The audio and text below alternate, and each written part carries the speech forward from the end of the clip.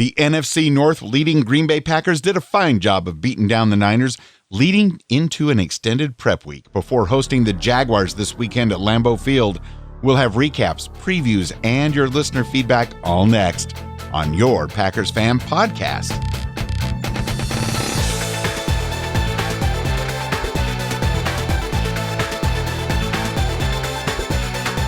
I'm Scott Clark, the host of the Gaming Outsider Podcast, and I'm a bit torn. As much as I missed having a Packers game to watch this weekend, it was kind of nice to have a stress-free Sunday. And besides, the other games all went on in our favor, so it was pretty much a perfect football weekend for me. How about you, Wayne?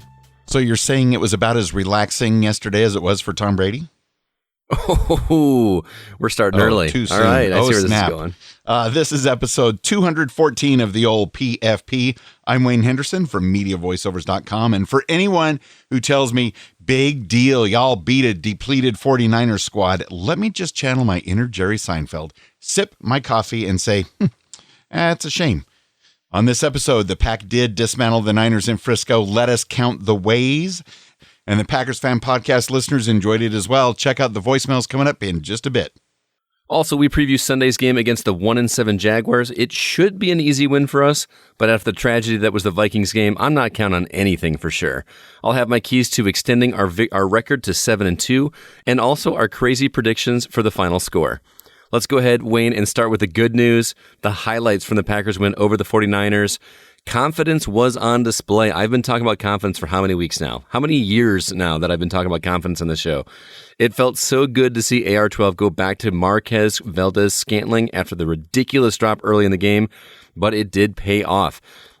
He caught a long bomb for a touchdown, and then MVS again for yet another TD. It's been kind of our MO this season, it feels like. We kind of get disheartened by a particular player here and there, and then we get frustrated, and then lo and behold, they redeem themselves, and that just feels amazing. I love it.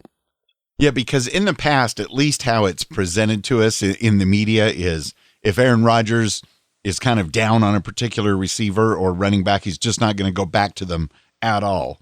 And then when I see him going back to Marquez for a touchdown and then another one, I was like, I think AR-12 does have the confidence in him at all, after all. Absolutely. It just feels so good. I just love seeing the confidence built back up. And we've had such a rough time against the Niners in the past. It felt good to go in there, even though they were banged up, and we should have defeated them as soundly as we did. It doesn't matter. It still feels good to finally get that hurdle behind us, because I've been wanting to beat San Francisco for quite a while. Oh, absolutely. I mean, we didn't have the NFL's top left tackle, David Bakhtiari, and so we were down a very important piece of the puzzle as well. So I don't know. I'm just happy. I'm also happy that we got a sweet interception by Raven Green in that game.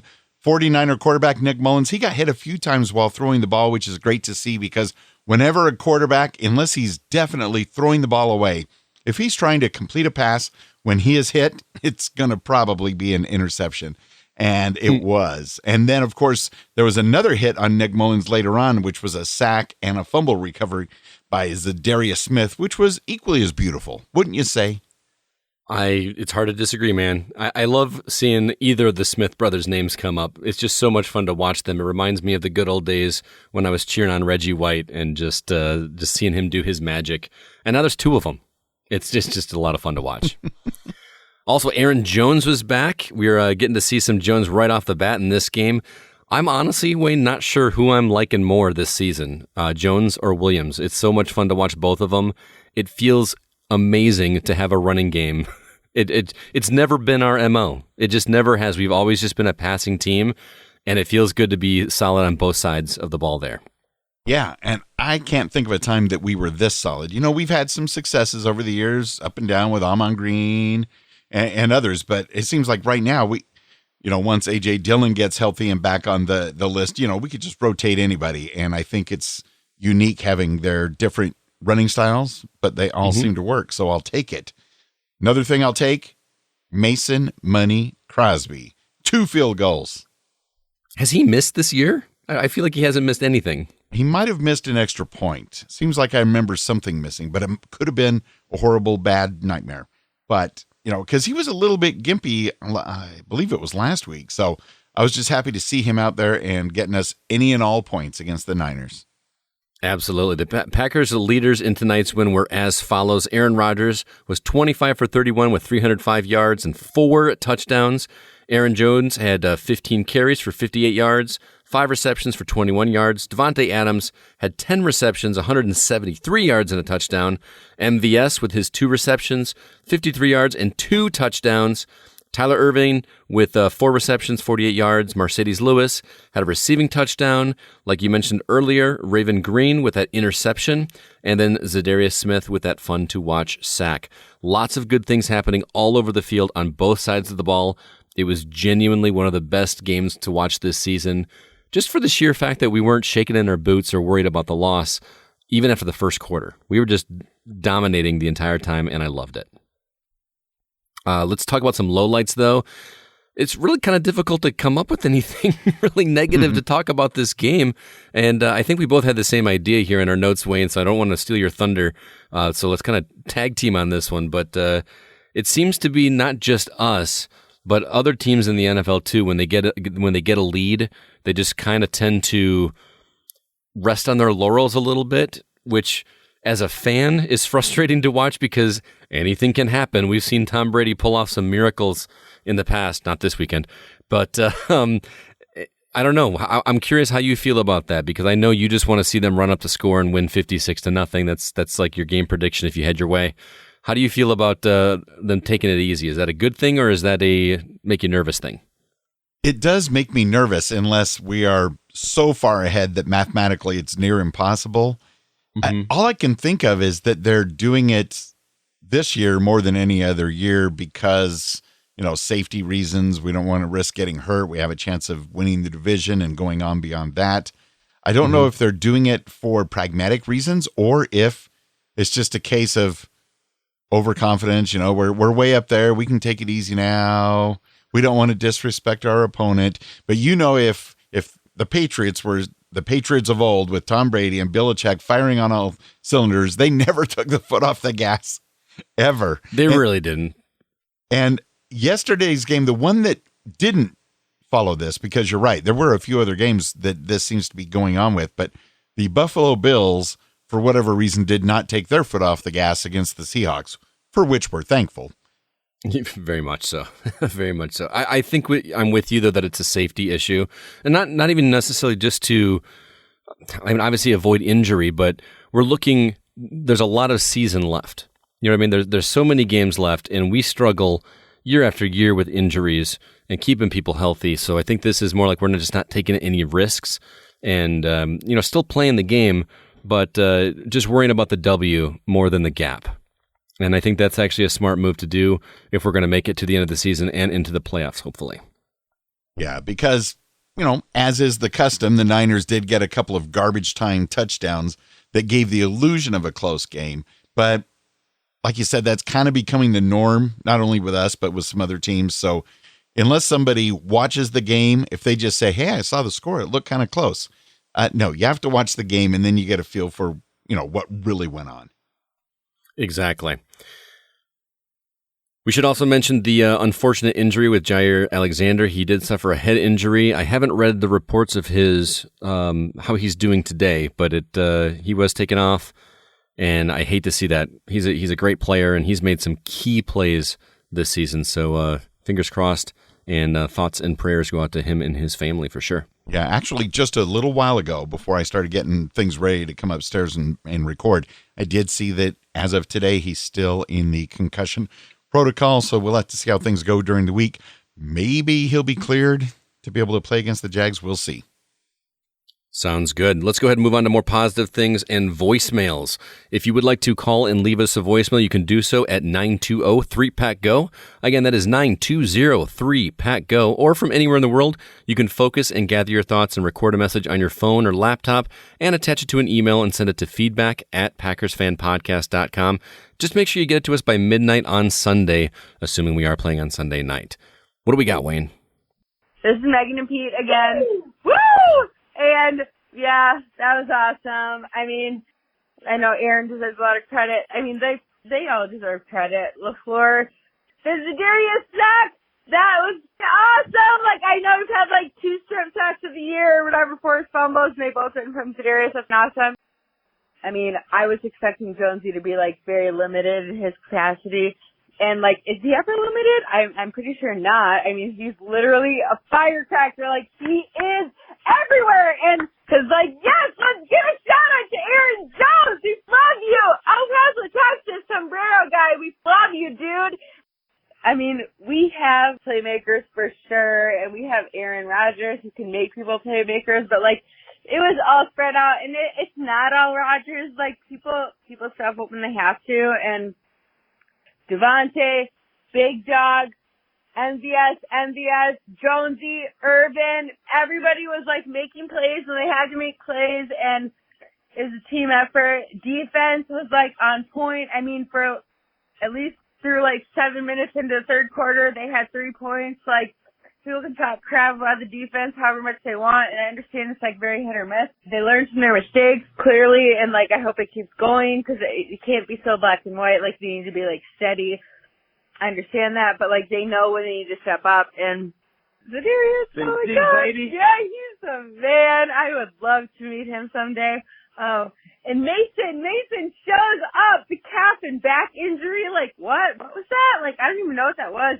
I mean, he shows up, he kicked every single kick today, whatever. I know JK did the, what was that? No, he did the kickoff, yeah. And, it's called a team effort, baby. Like, it's a team sport. It's a good day. I'm going to sleep in my Packers jersey for sure, my Rodgers jersey. I love Aaron Rodgers. I can't stop smiling. Like, oh my gosh, this is awesome. I'm going to pass it over to Pete for the last 4 seconds of this voicemail. 6-2 halfway through the season. We turn the calendar, and there's a lot to be excited about. I can't wait to watch the rest of it unfold. Always a great day to be a Packer fan, baby. Woo! Woo! Go, Pack, go! All right. Thank you so much, Megan and Pete. Love the enthusiasm, as always. I love that she's talking about wearing her Rodgers jersey. I actually wore my jersey to school on Friday night. I'm supposed to wear dress pants and a collared shirt and a polo and all that. And I said, you know what? I'm a remote teacher. I'm in my classroom by myself. I'm wearing my jeans and my jersey, and that's exactly what I did. So I do love what she was talking about, how LaFleur and the whole team deserve the credit.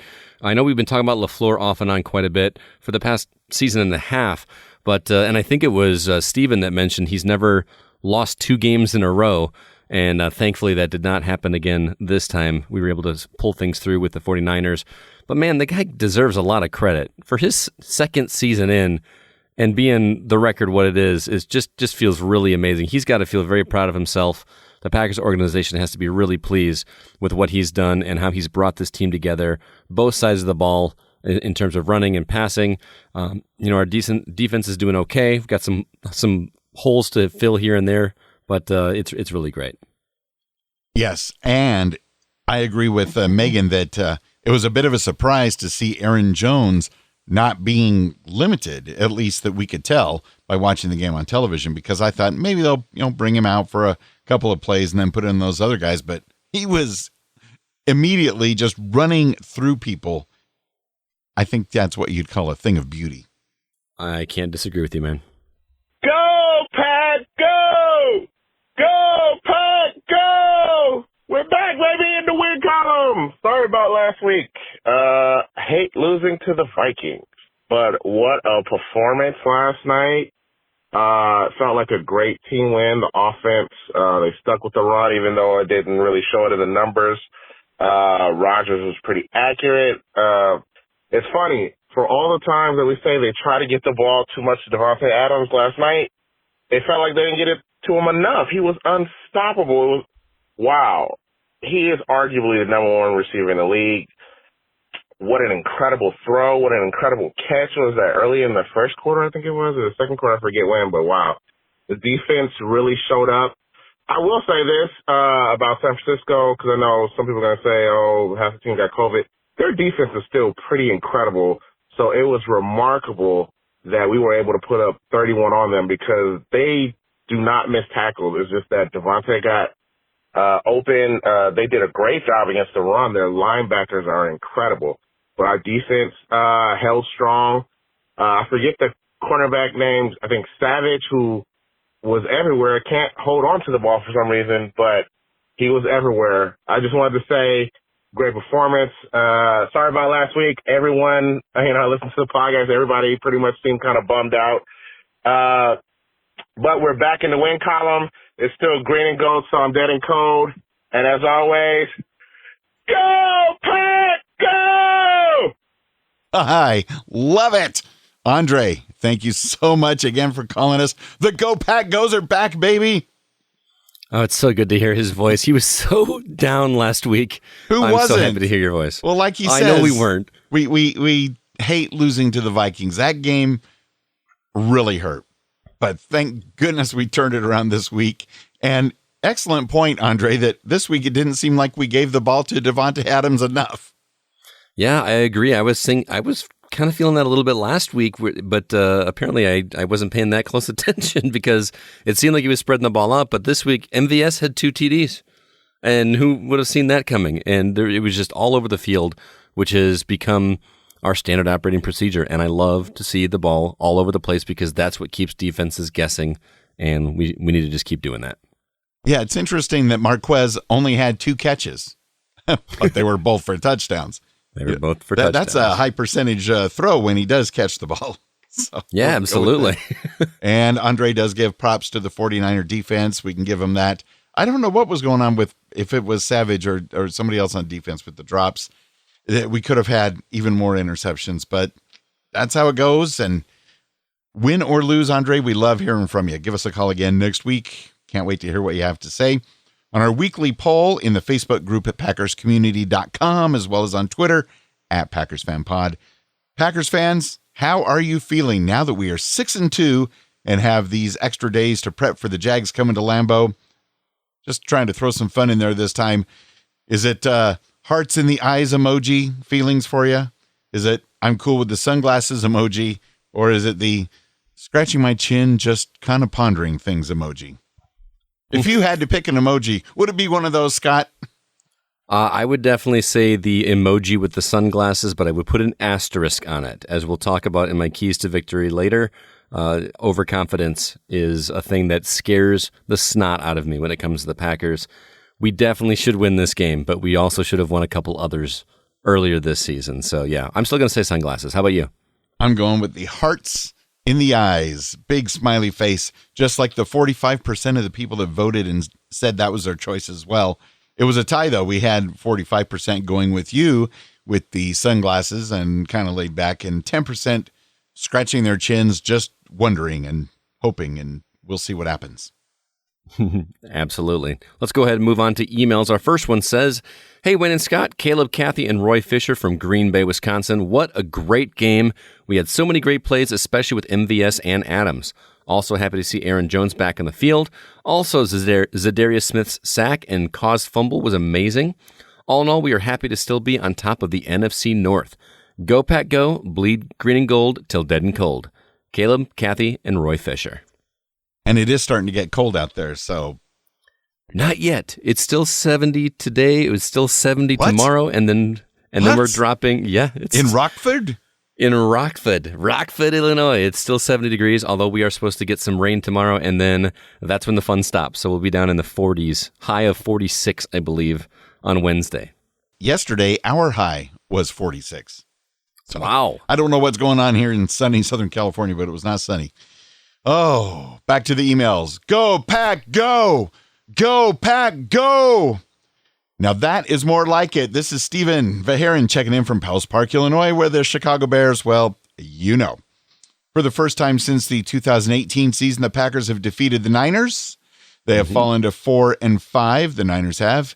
And I will be very surprised if they even make it to the playoffs. That would be interesting. He continues, "Hey, Scott, guess what I had? A meal from Culver's. I'm used to dining in, but this time it was through the drive-thru because, you know, COVID, stuff like that. I am with Scott that the Packers Fan Podcast isn't quite the same without Andre's loud Go Pack Goes. So Well, it's good to he's know back. things are back to normal. Woo! Thank goodness. And by the way, this is Steven from Palace Park. Yes, I'm pulling off a Megan. Reintroducing himself midway through again. That we love. Wayne, am I remembering correctly? Was good as gold on his prediction that the 49ers would score 17 points? And if so, would Wayne get the points this week? We'll find out very, very soon. Scott's the math guy. He's going to make sure that things are on the up and up. Stephen continues, curious, is it possible to eat Culver's at the same time that you play video games? And Scott, no. You do not eat anything greasy while you're playing video games. You can to keep the grease off the controller. Controllers need to be clean. That's a standard for me. Now, wait a minute. Are you saying that Culver's is greasy? Heck yeah, in a good way. Oh, in a good way. Okay. Yeah. It's vegetable shortening is probably what they'll tell you it is.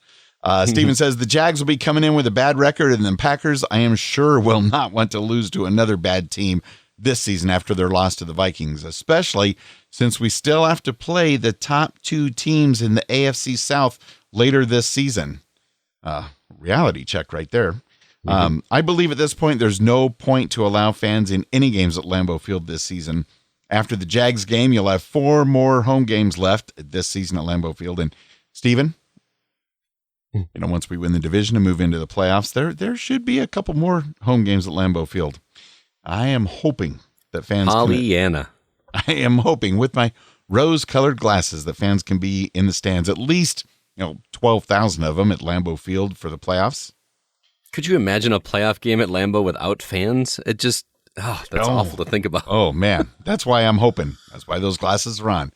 Okay, I'm going to check out for now. Can't wait to see the Packers go 7-2. Go, Pack, go! Go, Pack, go! Stephen Verheeren.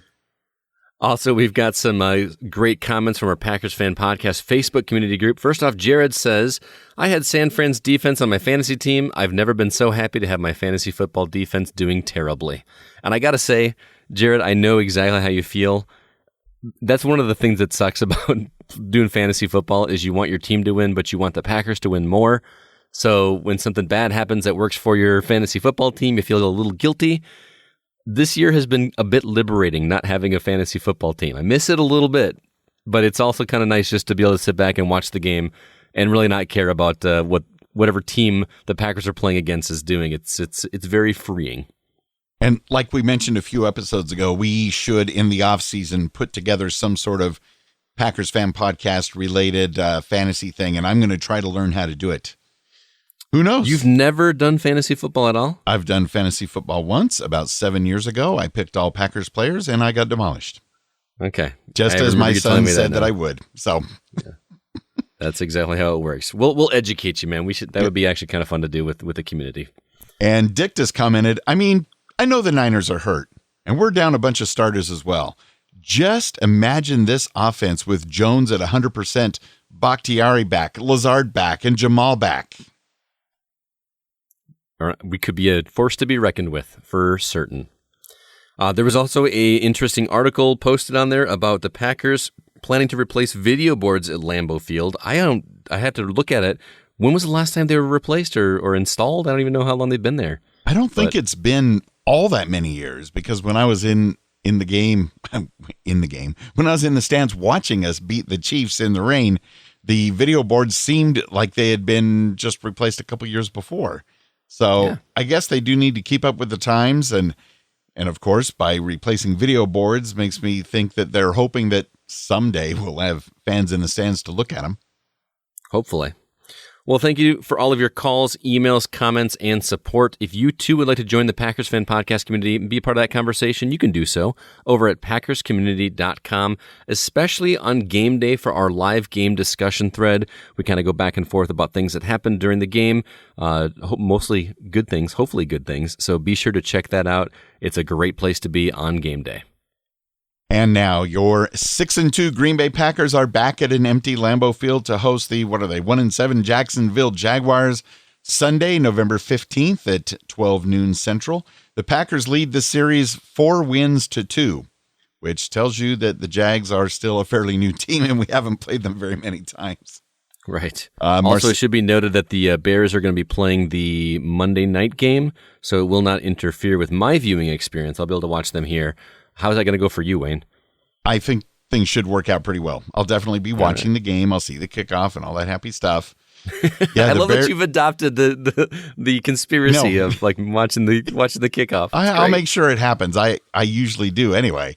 But the Bears being on Monday Night Football, it's Bears Vikings, I believe. So I'll be rooting for a tie in that game. Oh, we're gonna have to root for the Vikings. That just makes me sick to my stomach. I'm just rooting for a tie. Also, Mercedes Lewis will be facing the team he played on for several years, so he'll probably shake some hands before hands and all that good stuff. And this in from the Packers practice today, running back Jamal Williams and linebacker Kamal Martin are participating. That is very good news. Jordan Love, A.J. Dillon, and Chris Barnes are still away because of the COVID-19 protocol. They're close contact, all this stuff. Jair Alexander, like we mentioned early in the show, still on the concussion protocol. He did not practice, obviously. Cornerback Kevin King is back on the field, so we'll take that.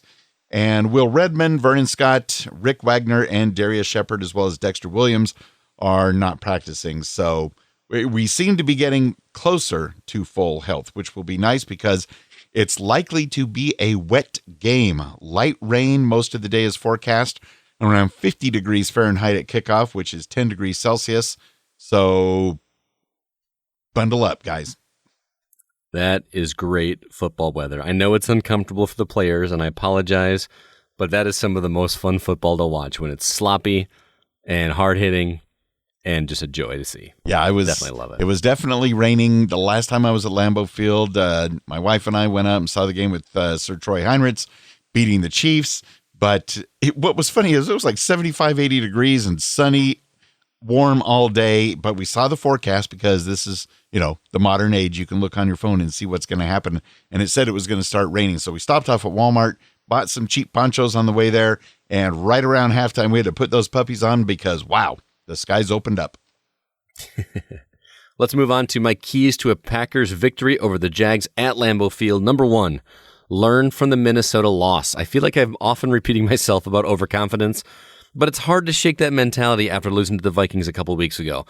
If we're going to continue to be a playoff contender, we absolutely cannot lose to the Jaguars, as it would be a devastating morale killer.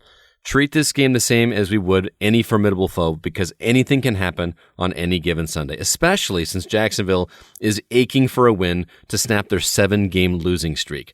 So do not let overconfidence be a factor. Secondly, keep an eye on Jake. Is it Luton? Do you pronounce it Luton? I've not heard the name before. Gardner Minshew is out with a fractured thumb, but his 6th-round rookie replacement is shaping up to be a formidable force. During his first game, he completed 26 of 38 throws for 304 yards, and he had a 13-yard rushing touchdown that would have won the game had they converted the 2-point attempt. So those numbers are pretty solid, so our secondary needs to be on their toes at all times. Contain this guy, keep him from having another successful week. Finally, exploit the weak defense. This is the week for another record high-scoring game. The Jags have the 2nd worst defense in the league, so this is an opportunity to let the offense take control. Spread the ball, drive the field, and show no mercy. And, give the fans what they want. Lots of Todd Rundgren throughout all 4 quarters. And there you have it. I like it, and yes, hopefully it will sink in to not be overconfident. I mean, it's okay for the fans to be overconfident, but the players, right. Not so the final score the other night was Packers 34, 49ers 17. I called for a 21-17 game. Mm-hmm. And you called for Packers 24, 49ers 21. So what does that all mean? What that means is that you got the 49ers score exactly right, which is definitely a help for you. But you did have a 13-point differential for the Packers score. You had them scoring quite a few more points than that. Unfortunately for me, you still took the edge because my differential was 14. So you beat me by 1 point, only 1 point, even though you got one of the scores exactly right, which means our 2020 season wager of fun is got another 2-game gap in there. So Wayne has 4 points, I have 2 points, and still lots of season for me to catch up, man. But if, heaven forbid, the season were to end today, well, you and your season ending today. I want everyone to understand that Wayne and I communicate via text throughout the week quite often, and I cannot explain to you how many times he sends me playoff scenario pictures from TV or whatever, and I'm like, dude, There's no such thing as if the season ended right now. We still have the second half of the season to go. I know that we do, but we all saw what happened at the beginning of the pandemic with hockey and all that stuff. I'm just in case. I'm just laying it out there. And in a way, it just, shows that the Packers are in charge of their own destiny. Mm-hmm. If they just win the rest of their games, they'll be hoisting the Lombardi Trophy. It's that simple. Absolutely. Period. So, as far as our game against the Jaguars, I'm going to predict Packers 34, Jaguars 21. I think that it will be a very high-scoring game, but the Packers will edge it for sure. But I think the Jaguars are going to score some points as well. That new quarterback is looking pretty solid, and we're due for a week where the defense may not be able to plug up some of those holes, but I still think the Packers will take the edge. Okay, that's fair enough. 34-21. I'll say it's almost the same, just a little bit lower, maybe because of the rain. Packers 31, Jaguars 17.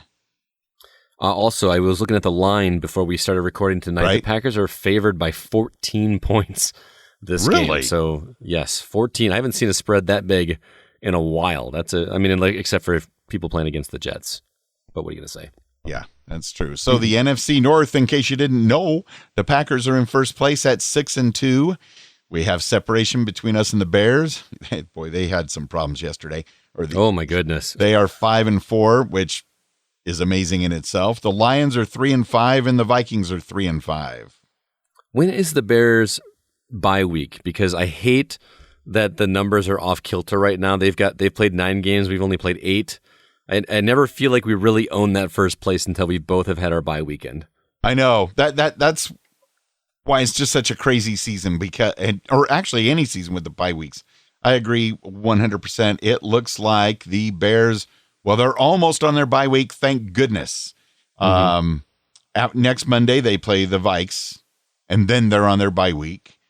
All right. And then after their bye week, they're coming to Lambeau Field for their annual beatdown against the Packers.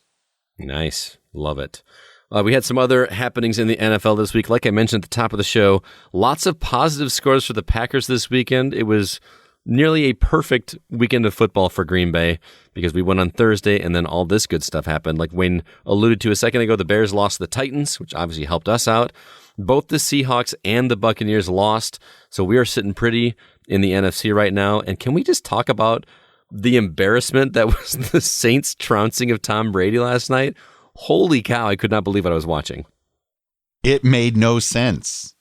I mean, especially because we beat the Saints, but the Buccaneers beat us, and then it's like a rock, paper, scissors, lizard, Spock. You never know which way it's going to go, but the Buccaneers did not look good. We've got Gronk, dropping touchdowns in the end zone, and Tom Brady having all kinds of problems. And, I don't think the whole thing is just because they brought in Antonio Brown. I don't think he destroyed the team chemistry that quickly.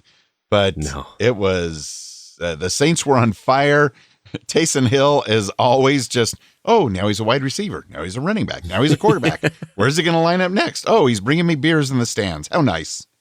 And, as much as I love my Packers, I always have like another team that I kind of like or have a soft spot for. And I know it's sacrilegious to say, but it's hard to hate the Saints.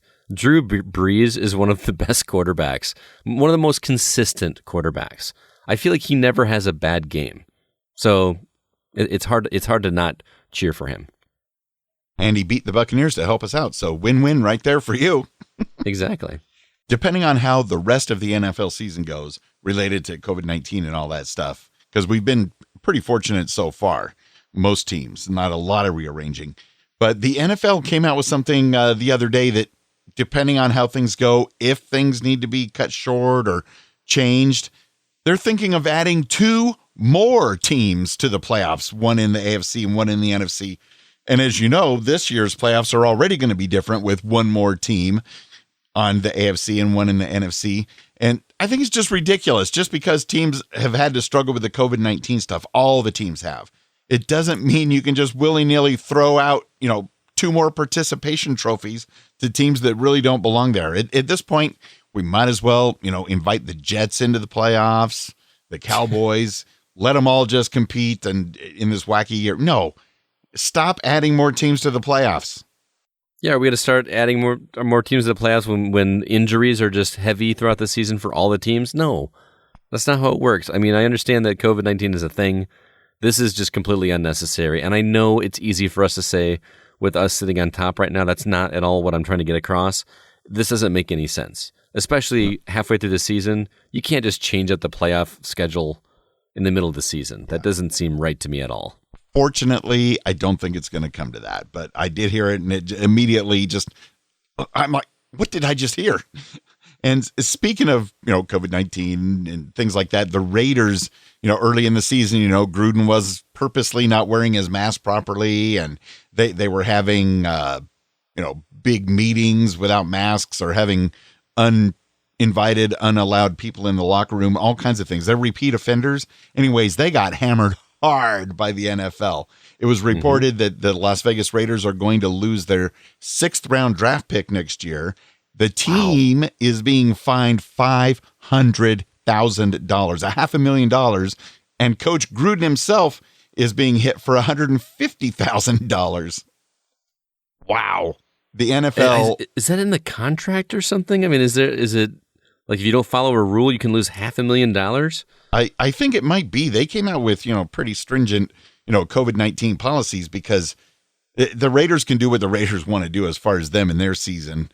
But what they were doing, it's basically putting the entire NFL season in jeopardy. Mm-hmm. And so the NFL they laid the hammer down. I think they did the right thing, really. I think most other teams are going to behave for the rest of the season. Yeah, and that's probably the big thing is that they want to make sure they're setting a precedent and making sure everybody else knows that you got to follow these rules because nobody wants to lose that much cheddar for sure. Or else the Raiders could turn out to be the only team not in the playoffs this year.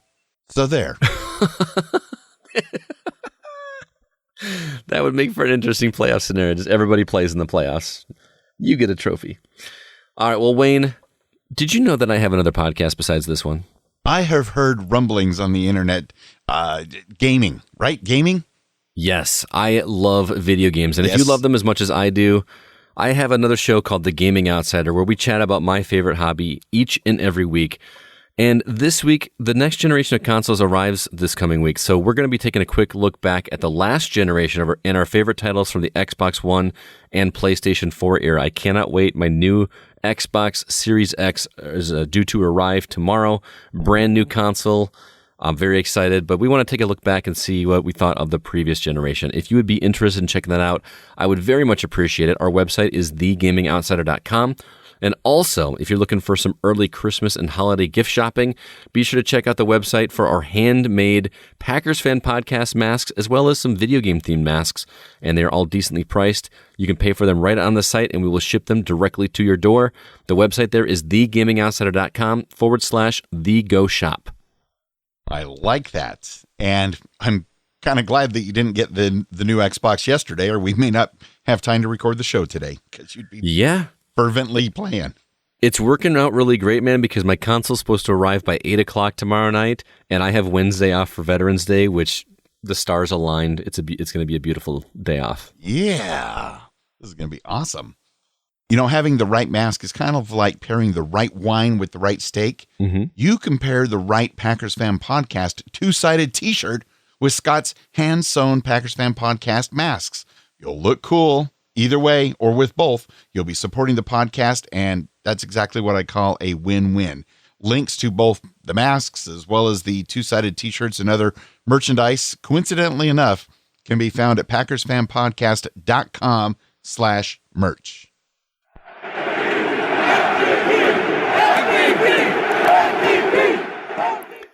Most of you guys know this, but I am from Wisconsin, so I've heard a lot of Farm and Fleet commercials, and they love the phrase find value on those commercials. And we've got quite the value for you here over at Packers Fan Podcast. Our Patreon page offers several tiers for which you can donate, and each tier offers its own special rewards. Your pledges are invested into making the podcast better for you, as well as periodic Patreon perks like Packers Fan Podcast stickers, window clings, buttons, shoutouts in the show, and even shirts at the higher levels. If you'd like more details, please head over to patreon.com/Packers Fan Podcast. Your help is appreciated and helps us keep the lights on over here at the show. So thank you to Bryant for all of your Patreon support at the Willie Wood Go Pack Go level. And we're also grateful for the $12 monthly pledges from the Texas-only Green Bay Packers fanatics. Go Pack Go to you and yours for sure. Also, thanks to our $4 Patreon supporters. Go Pack Go is going out to our newest supporter at the $4 level, Andre in LA. Go Pack Go! And Lawrence Harvey and Jeff Summerfield as well. Go Pack Goes to you guys as well. And grateful is a word that comes to mind as I give a Go Pack Go shout out to the $1 monthly supporters, Joe Christensen, Beth Mintick, Hank Davis from the TPE network of podcasts, Remy Lavictoire, and Matt Haig. And yes, it's true. You too can financially support the podcast at a level that'll match your budget. And whether or not you can financially pledge, Scott and I are very grateful you listen to the show each week. Thank you for listening in, sharing your posts, calling in feedback, commenting on the posts on social media. All those things you do is awesome, and we never take it for granted. And we want to remind you by closing out saying the Unofficial Packers Fan Podcast is not yet affiliated with the NFL or the Green Bay Packers. Remember to have our voicemail feedback hotline number ready. Do you recall what that number is, Scott?